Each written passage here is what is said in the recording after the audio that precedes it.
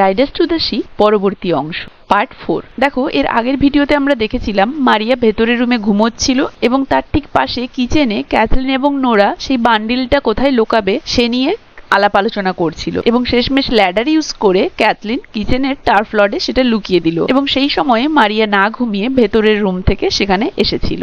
কি বলেছে? Looking up at Kathleen, Maria বাইরে বেরিয়ে এসে কিচেনের কাছে ক্যাথলিনের দিকে তাকালো এবং ওপরের দিকে তাকালো, কারণ সেখানে ওই মইটা বা ল্যাডারটা রাখা রয়েছে এবং কোয়ারুলাসলি মানে কমপ্লেইনিং নেচার, একটা অভিযোগের সুরে যেন সে কিছু বলতে শুরু করলো। Isn't it turf enough you have for this day and evening? আজকের জন্যে যেই জ্বালানিটা রয়েছে, যেই ফুয়েলটা রয়েছে, সেটা কি আজকে দিনের খাবার তৈরির জন্যে এবং রাতের খাবার তৈরির জন্যে যথেষ্ট ছিল না? ক্যাথলিনকে জিজ্ঞেস করছে। Kathleen, there's a cake baking at the fire for a short space. Short space বলতে এখানে শর্ট টাইমের কথা বলা হয়েছে। ক্যাথলিন বলছে there's a cake baking at the fire, যে এখনই একটা কেক বানাতে হবে যেটা অলরেডি প্রসেসিং শুরু হয়ে গিয়েছে ফর এ শর্ট স্পেস, খুব কম সময়ের মধ্যে। থ্রোয়িং ডাউন দ্য টাফ, তাহলে কিছু জ্বালানি ওপর থেকে নিচে ছুড়ে দিয়ে মৌরিয়া বলল যে আজকে অল্প সময়ের মধ্যে একটা কেক বানাতে হবে যেটার প্রসেস অলরেডি শুরু হয়ে গেছে। And Bartley will want it, এবং বার্টলের এটা প্রয়োজন হবে when the tide turns if he goes to Connemara, যখন জোয়ার আসবে যদি সে কোনেমারা যায়। দেখো, কোনেমারা হচ্ছে একটা জায়গা যেখানে অ্যারান আইল্যান্ডের ওই লোকজনেরা যায়। এটা হচ্ছে একটা ট্রেডিং এর জায়গা, ব্যবসা বাণিজ্যের জায়গা। তাহলে যখন মারিয়া কিচেন রুমে প্রবেশ করলো ল্যাডারটা লাগানো দেখে এবং তাতে ক্যাথলিন উঠে আছে সেটা দেখে ওপর দিকে তাকিয়ে তিনি জিজ্ঞেস করলেন ক্যাথলিনকে যে পরিমাণ জ্বালানি ছিল সেই পরিমাণ জ্বালানি কি আজকে দিনের এবং রাতে খাবার তৈরির জন্য যথেষ্ট নয়? উত্তরে ক্যাথলিন কি বলল? ক্যাথলিন বলল যে একটা কেক তৈরি করতে হবে যেটার প্রসেস অলরেডি শুরু হয়ে গেছে অ্যাট দ্য ফায়ার এবং খুব কম সময়ের মধ্যে তৈরি করতে হবে। এবং সে ছুড়ে দিল কিছু জ্বালানি এবং সে বলতে আরো শুরু করলো যে বাটলের হয়তো এটা প্রয়োজন হবে, কারণ যদি জোয়ার আসে সে কোণে মারা যাবে, তাই রাস্তায় তো তার কিছু খাবারের প্রয়োজন হবে, তাই এই কেকটা তাকে তৈরি করে দেওয়া থাকবে, রাস্তায় খিদে টিদে পেলে সে খাবে। Nora peaks up the turf and puts it round the pot oven. Nora কি করলো? ওই ক্যাথলিন যে ল্যাডার মইতে উঠে উপর দিকে টার্ফ থেকে ওই জ্বালানিগুলো ছুড়ে দিয়েছিল সেগুলোকে সে একসাথে করে নিল হাতে করে এবং সেখানে ওভেনের কাছে গিয়ে পট ওভেনের কাছে গিয়ে সেগুলোকে রাখলো।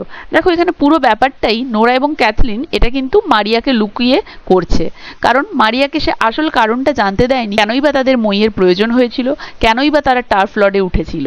তাই যখনই মারিয়া বেরিয়ে এসেছে তারা কিন্তু জ্বালানি পাড়ার নাম করে পুরোপুরি মারিয়ার সামনে একটা নাটক করলো। Maria sitting down on a stool at the fire.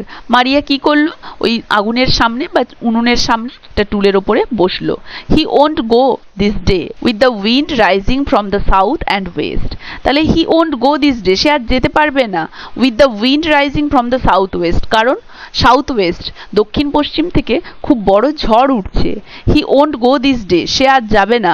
For the young priest will stop him surely, young priest বা ওই যে যাজক অবশ্যই তাকে বারণ করবে। দেখো, এর দ্বারা বোঝা যাচ্ছে সেখানকার লোকেদের তাদের প্রিস্ট বা ধর্মীয় যাজকদের উপর কতটা আস্থা, মানে তারা প্রত্যেকটা জিনিস কোথায় যাবে না যাবে, সমুদ্রে পাড়ি দেবে কিনা, সমস্ত কিছু তারা ধর্মীয় যাজকদের মত অনুসারে করে, তাদেরকে জিজ্ঞেস করে করে। তাই তিনি বলেছেন সে অবশ্যই আর যাবে না, কারণ ধর্মীয় যাজক ইয়াং প্রিস্ট অবশ্যই নিশ্চয়ই তাকে আজকে বারণ করবে, কারণ এত বড় ঝড় উঠেছে।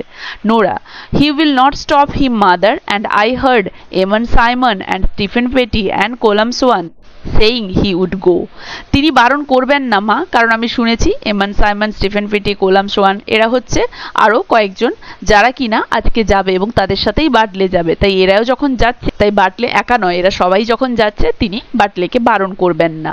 Maurya, where is he itself, সে নিজে এখন কোথায়? তাহলে সে বলতে এখানে হি বলতে বাটলের কথা বলা হয়েছে।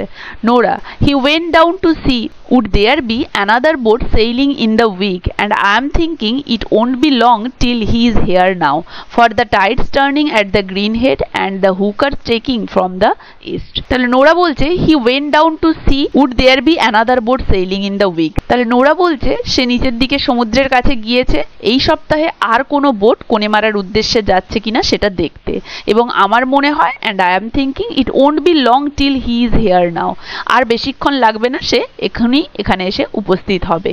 For the Tides turning at the green head, কারণ অলরেডি জোয়ার চলে এসেছে গ্রিন হেডের কাছে। গ্রিন হেড এখানে আরও একটা ল্যান্ডমার্কের কথা বলা হয়েছে। গ্রিন হেড হয়তো এমন কোনো পাথরখণ্ড যার ওপরে শ্যাওলা বা কোনো গাছগাছালি জন্মে সবুজ হয়ে গেছে, তাই গ্রিন হেডের কথা বলা হয়েছে। এবং এটা হয়তো দেখা যায় চোখ দিয়ে সামনেই, এবং এই গ্রিন হেডের কাছাকাছি পর্যন্ত জোয়ার চলে এসেছে, মানে তাই নোরা বলছে জোয়ার যখন চলে এসেছে সে হয়তো যেটা জানতে গিয়েছিল তার জানা হয়ে গিয়েছে বা হয়ে গিয়েছে এই সময়ের মধ্যে, তাই হয়তো সে তাড়াতাড়ি চলে আসবে। কারণ আমি দেখতে পাচ্ছি tides turning at the green head and the hookers taking from the east. এবং হুকার বলতে এখানে যে সমস্ত বোটগুলো সাধারণত পণ্য এবং মালপত্র বহন করে নিয়ে যায়, তাহলে সেটা ইস্ট থেকে চলে এসেছে। কারণ যেহেতু গ্রিন হেডের কাছে জোয়ার চলে এসেছে, তাই ওই ধরনের হুকার ইস্টের দিক থেকে চলে আসছে। তাই নিশ্চয়ই এই সপ্তাহে আবার কোনো বোট পাওয়া যাবে কনেমারা যাওয়ার উদ্দেশ্যে, এই খবরটা সে পেয়ে গিয়েছে এবং এতক্ষণে মনে হয় সে চলে আসবে, কারণ অনেকক্ষণ হলো সে গিয়েছে। Cathleen, I hear some one passing the big stone. আমি শুনতে পাচ্ছি যে কেউ যেন একজন বিগ স্টোনের কাছ দিয়ে আসছে। বিগ স্টোন বলতে এখানে আবার একটা ল্যান্ডমার্কের কথা বলা হয়েছে এবং মনে করা হচ্ছে হয়তো এই বিগ স্টোনটা, যেটা কিনা একটা পাথর, যেটা তাদের ওই কটেজের হয়তো কাছাকাছি আছে, তাই ওই পাথরের কাছ দিয়ে কেউ হেঁটে আসছে, সেই সাউন্ডটা ক্যাথলিনের কানে আসছে। তাই সে বলছে আমি শুনতে পাচ্ছি কেউ যেন একজন বিগ স্টোনের কাছে পাস করছে। Nora, looking out. নোরা ক্যাথলিনের কথা শুনে বাইরের দিকে দেখলো। হি ইজ কামিং নাও, এবং বলল, হি বলতে বাটলের কথা বলা হয়েছে, এবং বলল সে আসছে এক্ষুনি। And he is in a হারি, এবং তাকে দেখে মনে হচ্ছে সে খুব ব্যস্ত রয়েছে। সে এতটাই তাড়াহুড়োতে আসছে যে তাকে দেখে মনে হচ্ছে সে খুব ব্যস্ত রয়েছে। আজ তাহলে এতদূর পর্যন্তই। আশা করি এতদূর পর্যন্ত বুঝতে কারো কোথাও অসুবিধে হয়নি। যেমনটা বলেছিলাম, ভিডিওটা আমি ছোট্ট ছোট্ট পার্টে করে পড়াবো, যাতে কোনো পার্টে কোথাও তোমাদের বুঝতে আর অসুবিধে না থাকে। ভিডিওটা কেমন লাগলো জানাবে, ভালো লাগলে একটা লাইক আর শেয়ার করে দেবে। আর যারা যারা চ্যানেলটা সাবস্ক্রাইব করোনি, কাইন্ডলি আমার চ্যানেলটা সাবস্ক্রাইব করে দেবে। এর পরের ভিডিওতে পরের পার্ট থেকে পড়াবো।